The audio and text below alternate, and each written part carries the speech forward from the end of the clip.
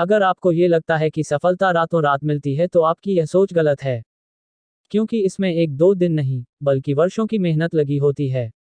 और एक सफल व्यक्ति के पीछे सिर्फ उसकी मेहनत नहीं होती, बल्कि कई लोगों की होती है। इसमें एक पिता का भूमिका सबसे अहम है। ऐसे ही बनारस के रहने वाले एक पिता हैं, जिन्होंने अपने बेटे को पढ़ाने और बनाने के लिए अपना जीवन कुर्बान कर दिया। बनारस के रहने वाले नारायण जायसवाल एक रिक्शा चालक थे और रिक्शा चलाते चलाते अपने परिवार का भरण पोषण मुश्किलों से करते हुए उन्होंने अपने बेटे गोविंद जायसवाल को आईएएस बना दिया। गरीबी का आलम ऐसा था कि दोनों सूखी रोटी खाकर रातें काटते थे। एक समय ऐसा भी था जब खुद अपने बेटे को रिक्शे पर बैठाकर स्कूल छोड़ने जाते थे। उस समय लोग ताने देते थे कि देखो, ये बेटे को आईएएस बनाएगा। आइए जानते हैं आईएएस अधिकारी गोविंद जायसवाल के संघर्ष की कहानी। गोविंद जायसवाल ने 2006 में 22 साल की उम्र में यूपीएससी की परीक्षा पास की और रैंक 48 लाकर साबित कर दिया कि मेहनत और लक्ष्य के आगे गरीबी रोड़ा नहीं बनती है। लेकिन इस सफलता के पीछे की गोविंद सर के कड़ी मेहनत और उनके पिता का संघर्ष हर किसी के लिए प्रेरणादायक है। उनके पिता नारायण ने गोविंद जायसवाल के सपने को पूरा करने के लिए जितनी मेहनत की है, उतनी ही मेहनत गोविंद जायसवाल ने पिता के सपनों को भी पूरा करने के लिए की है। उनके पिता चाहते थे उनका बेटा पढ़ लिख कर अधिकारी बने। गोविंद जायसवाल का पूरा परिवार यूपी के वाराणसी में रहते थे।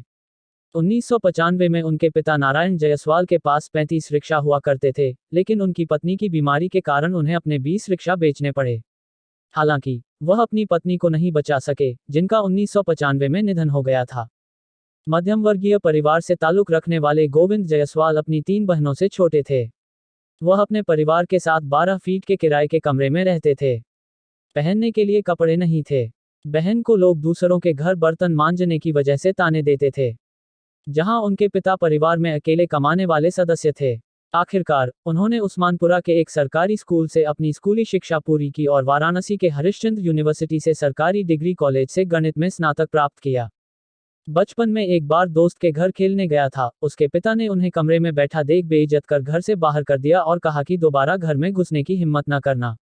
उन्होंने ऐसा सिर्फ इसलिए किया क्योंकि वे रिक्शा चालक का बेटा था। उस दिन से किसी भी दोस्त के घर जाना बंद कर दिया। उस समय इनके उम्र 13 साल थी, लेकिन उसी दिन ठान लिया कि मैं आईएएस ही बनूंगा, क्योंकि यह सबसे ऊंचा पद होता है। अपने शुरुआती दिनों उनको पढ़ाई के दौरान हर दिन 14 घंटे लंबे बिजली कटौती का सामना करना पड़ता था।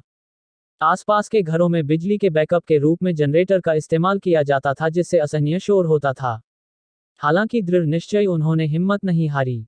वे एक इंटरव्यू में बताया कि मैं सभी खिड़कियां बंद कर देता था और अपने कानों में कपास की रुई डालता था ताकि इलाके में चारों ओर चलने वाले जनरेटर के शोर को कम किया जा सके। वाराणसी में स्नातक होने के तुरंत बाद उन्होंने यूपीएससी की तैयारी के लिए 2004-2005 में दिल्ली जाने की योजना बनाई, तो पैसे की कमी थी। लेकिन उनके पिता ने इस सपने को पूरा करने के लिए बचे हुए 14 रिक्शा भी बेच दिए। अब उनके पास एक ही रिक्शा बचा था, जिसे वह खुद चलाने लगे। उनके पिता अपने बेटे की पढ़ाई के लिए एक रिक्शा मालिक से रिक्शा चालक बन गए। उन्हें पैर की बीमारी थी, बावजूद इसके उन्होंने बेटे की पढ़ाई में कोई बाधा नहीं आने दिया। एक मेट्रो शहर में रहने के खर्च अधिक होने के कारण उनको मैनेज करना मुश्किल हो रहा था।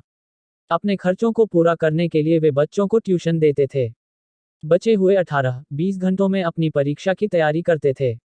उन्होंने ने भी अपनी मेहनत से पढ़ाई की और 2006 में यूपीएससी के पहले प्रयास में 48वीं रैंक हासिल की।